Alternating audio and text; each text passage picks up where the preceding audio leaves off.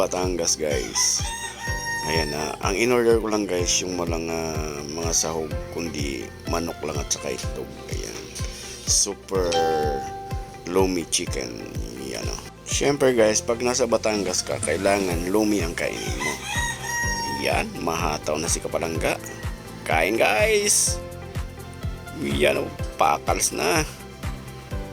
Walang rice yan guys puro lang yan na lomi ang kinain ko. Yan. Wow, mainit pa yan guys Ihipan mo naman Kapalangga. Yan o. Oh my goodness, kalami kayo. Yan o.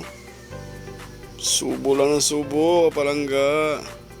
Yan, yan lang ang sahog niya, itlog at saka manok. Karamihan kasi sa dumi maraming sahog yan So ang pinili ko lang manok lang at saka itlog. Yan o, nakita nyo ba yan? Wow, sarap guys, meron siyang chicharon. Oh my gosh, kain Kapalangga, kain lang. Dahan-dahan lang Kapalangga. Yan o. Oh ha? Wow, sarap.